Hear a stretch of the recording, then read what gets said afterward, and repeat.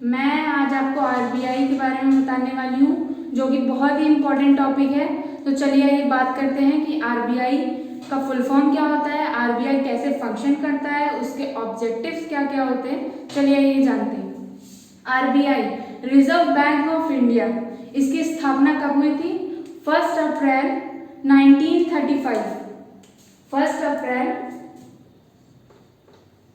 1935 में इसकी स्थापना हुई थी और ये हमारे इंडिया में लाया गया था कि ये जो है आरबीआई, ये हमारे इंडिया का सबसे एपेक्स बैंक होगा, यानी इसको सेंट्रल बैंक के द्वारा भी जाना जाता है, क्योंकि आरबीआई के पास ऐसे ऑब्जेक्टिव्स और ऐसे फंक्शन वो करते हैं जिसकी वजह से वो सेंट्रल बैंक ऑफ इंडिया के नाम से भी जाना जाता है। चलिए ये बात करते हैं उसके ऑब्जेक्टिव्स क्या क्या होते हैं। Objective, issue of currency. Issue of currency से ये मतलब है कि सिर्फ पेपर करेंसी जो होती है वो आरबीआई इशू करती है। कॉइन्स कभी आरबीआई इशू नहीं करती। कॉइन्स कौन इशू करता है? Ministry of finance. Ministry of finance जो होती है वो कॉइन्स को इशू करती है।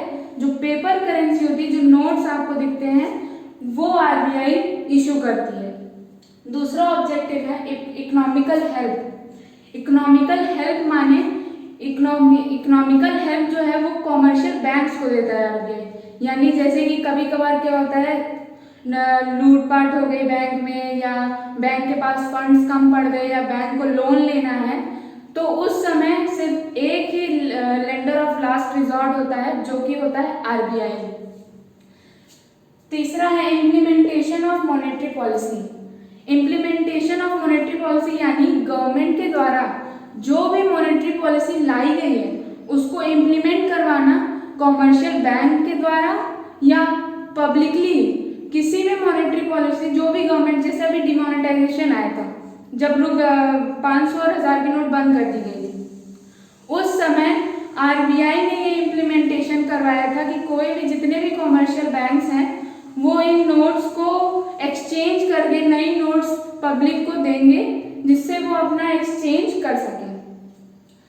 अब आइए बात करते हैं इसके फंक्शंस के बारे में। फंक्शंस, पहले मोनोपोली। मोनोपोली मीन्स सिर्फ इसी के पास, यानी सिर्फ आरबीआई के पास ही ये मोनोपोली होती है कि वही सिर्फ इशू करेंसी जो होता है वो इशू करवा सकता है। कोई और के पास ये राइट नहीं होता है कि वो करेंसी इशू कर पाए। दूसरा होता है bankers adviser of a government. मतलब ये गवर्नमेंट का बैंक होता है, ये कॉमर्शियल बैंक की तरह पब्लिकली बैंक नहीं होता, ये गवर्नमेंट का बैंक होता है और एडवाइजर भी होता है और एजेंट भी होता है। यानी कि कहीं पर भी, जैसे कि गवर्नमेंट को किसी, जैसे हम मान लेते हैं कि WTO से कोई मसले पे बात करनी है गवर्नमेंट को, वर्ल्ड ट्रेड ऑर्गेनाइजेशन से, तो उसमें सबसे जो गवर्नमेंट को प्ले करेगा वहाँ पे हमारी इंडिया की गवर्नमेंट को, वो होगा आरबीआई, क्योंकि वो एजेंट भी है हमारे गवर्नमेंट का। और दूसरा, गवर्नमेंट की जितने भी रेवेन्यूज होते हैं या ट्रेजरी होती है, वो सिर्फ आरबीआई ही उसके टेक ओवर कर सकता है, कॉमर्शियल बैंक या और कोई बैंक नहीं कर सकता। दूसरा, ये लेंडर ऑफ लास्ट रिजॉर्ट भी होता है, यानी जब कॉमर्शियल बैंक का कोई साथ नहीं देता है, तब एक आता है कि हम तुम्हारा साथ देंगे, तुम करो ट्रेडिंग। ये होता है आरबीआई। यानी जब कोई कॉमर्शियल बैंक हेल्प नहीं करता है, कि जब कॉमर्शियल बैंक को ज़रूरत हो फंड्स की या लोन की, या किसी दिक्कत आती है, कोई दिक्कत आती है कॉमर्शियल बैंक पे, तब आरबीआई सामने आता है कि हम आपकी हेल्प करेंगे, आपको जो भी करना है, जितने भी क्रेडिट या डिपॉजिट्स करने हैं वो आप करिए, हम आपके हेल्प करेंगे। फिर तीसरा फंक्शन होता है क्रेडिट कंट्रोल।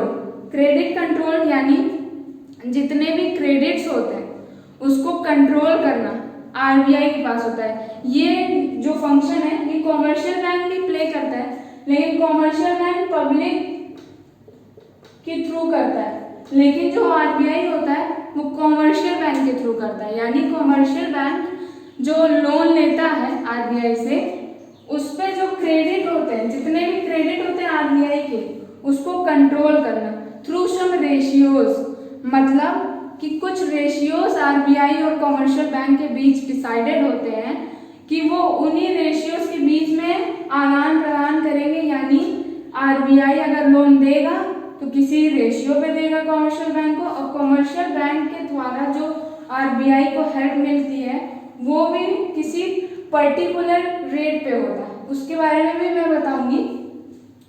और फंक्शंस होते हैं जैसे कस्टोडियन ऑफ फॉरेन एक्सचेंज और गोल्ड जो होते हैं हमारे इंडिया में जितने भी गोल्ड है यानी सोना, हमारे इंडिया में जितने भी सोना है उसको उसका कस्टोडियन कौन होता है? आरबीआई होता है। मतलब जितना भी गोल्ड हमारे देश में है वो सारा किसके पास रखा रहता है? किसके केयर ऑफ में रखा रहता है? आरबीआई के केयर ऑफ में।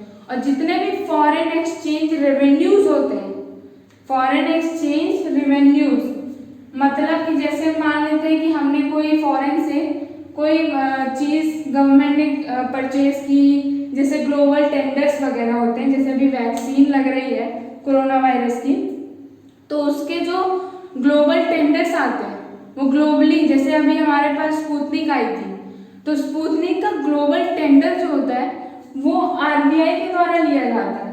गवर्नमेंट उसको सीधे परचेज नहीं कर सकती या सीधे अप्लाई नहीं कर सकती उस टेंडर के लिए, उसके बेसिस पे कौन करता है? आरबीआई करता है।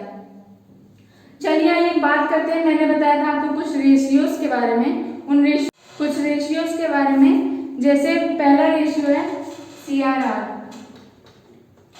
Cash reserve ratio. ये रेशियो जो होता है वो बैंक अपने पास रखता है कुछ, जब बैंक के पास कमर्शियल बैंक रखता है, जब कमर्शियल बैंक के पास कुछ हम लोग डिपॉजिट करते हैं, जैसे हमने 1 लाख डिपॉजिट किया, ठीक, 1 लाख डिपॉजिट किया, डिपॉजिट के बाद जो बैंक होता है वो कोई पर्टिकुलर परसेंटेज के हिसाब से, मतलब 10% अगर हमारा सीआरआर है तो वो 1 लाख का 10% कितना होगा? 10,000। 1 लाख का 10% 10,000 होगा। तो जो ये 10,000 है इसको बैंक कैश के टर्म में अपने पास रखेगा। इस रेशियो को बोलते हैं सीआरआर, कैश रिजर्व रेशियो। यानी जैसे कि अगर 1 लाख हमने जमा किया, उसका 10% 10,000 होता है, 10,000 वो कैश के टर्म में अपने पास रखेगा बैंक, और बाकी क्रेडिट के थ्रू लोन्स वगैरह पे दे देगा पब्लिक को, जिससे उसकी अर्निंग हो सके। फिर दूसरा रेशियो आता है रेपो रेट और reverse repo rate. Repo rate और रिवर्स रेपो रेट, ये क्या होता है? रेपो रेट वो रेट होता है जिसमें आरबीआई बैंक्स पे लेंड करता है, कमर्शियल बैंक्स पे लेंड करता है कि अगर आरबीआई से कमर्शियल बैंक ने कोई भी लोन या फिर फंड बोरो किया है तो वो किसी परसेंटेज पे, यानी अगर हमारा रेपो रेट अगर 5% है तो 5% के हिसाब से कमर्शियल बैंक उनको वापस करेगा आरबीआई को, और ये जो वापस करता है इसी को कह देते हैं रिवर्स रेपो रेट, ठीक। जो ये लेंड करता है उसको कहते हैं रेपो रेट, और जब ये कमर्शियल बैंक किसी रेट के हिसाब से आरबीआई को वापस करता है तो उसको कहते हैं रिवर्स रेपो रेट। चलिए आइए बात करते हैं हम दूसरे रेट के बारे में।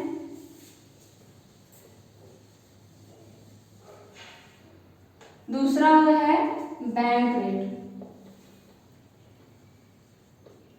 बैंक रेट कौन सा रेट होता है? बैंक रेट होता है आरबीआई का कमर्शियल बैंक्स पे। ये रेपो रेट और बैंक रेट में बहुत अंतर है। रेपो रेट जो होता है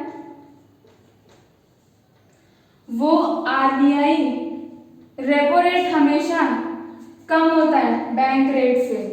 बैंक रेट से हमेशा रेपो रेट कम होता है, और रेपो रेट जो होता है वो आरबीआई लेंड करता है कॉमर्शियल बैंक्स पे, लेकिन जो बैंक रेट होता है वो बैंक डिसाइड करता है कि हम इस रेट के हिसाब से आरबीआई को वापस करेंगे। वो आरबीआई नहीं डिसाइड करता, वो बैंक डिसाइड करता है कि हम इस रेट के हिसाब से आपको देंगे, तो उसको कहते हैं बैंक रेट।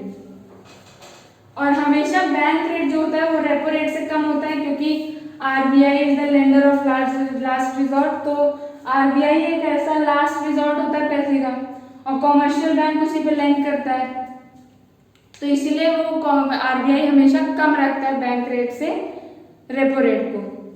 दूसरा है एसएलआर, स्टैट्यूटरी लिक्विडिटी रेशियो। ठीक, स्टैट्यूटरी लिक्विडिटी रेशियो यानी ये वो रेशियो होता है जो बैंक, कॉमर्शियल बैंक के पास जो भी डिपॉजिट्स होते हैं, हम लोग पब्लिक करता है, जितने भी डिपॉजिट्स होते हैं, मान लिया हमारे पास, हमने माना था पिछली बार 1 लाख डिपॉजिट किया, हमारा स्टैट्यूटरी जो लिक्विडिटी रेशियो है वो हमारा हो गया। ये हमेशा 25% के हिसाब से रहता है, 25% से ज़्यादा रहता है, 25% से कम रहता है। 25% मान लेते हैं, 20% मान लेते हैं, 20%, 20,000 हुआ। ये 20,000 बैंक जो है वो कैश के फॉर्म में नहीं रखेगा, वो या तो किसी बॉन्ड या किसी एग्रीमेंट, यानी ऐसा जिसको हम कैश में तुरंत कन्वर्ट कर सके, ऐसा एग्रीमेंट। दूसरा गोल्ड, या ऐसी कोई वस्तु या ऐसी कोई चीज या ऐसे कोई कॉन्ट्रैक्ट जिसको हम तुरंत कैश में कन्वर्ट कर सके विद इन 1 ईयर, उस तरह की चीजों को ये जितना भी हमारा लिक्विडिटी है वो एसएलआर होता है, जितने परसेंट के हिसाब से, उतने परसेंट का जो कैश होता है हमारा, उतने कैश का ही ये गोल्ड या फिर कोई ऐसी आइटम या ऐसी कोई चीज अपने पास रखता है एज अ सिक्योरिटी, कि कभी हमें अगर मान लिया हमारा जितना भी मैंने लोन दिया, जैसे मान लिया हमने 80,000 लोन दिया और हमारा ये डेट में चला गया, यानी हमको ये मिला ही नहीं, तो हम इसको अपने सिक्योरिटी के तौर पे रखिए कि जैसे कभी भी अगर हमसे कस्टमर जिसने डिपॉजिट किया था, जिसके में से इतना एसएलआर हमने बचा के रखा है, उसको हम वापस कर सके उसकी पूरी डिपॉजिट्स। तो इसीलिए जो हमारा सीआरआर होता है वो कैश के फॉर्म में रखता है बैंक, और जो हमारा एसएलआर होता है वो कैश के फॉर्म में तो नहीं रखता, लेकिन किसी एक ऐसी चीज के तौर पे अपने पास रख लेता है सिक्योरिटी के तौर पे, जिससे कि वो सिक्योर रहे कि नहीं, अगर हमारा पैसा डूब भी जाता है इतना, तो चलो हमारे पास कुछ तो सिक्योरिटी है, हम इससे काम चला लेंगे। तो ये था आरबीआई के बारे में। चलिए अब हम अगली वीडियो में मिलेंगे।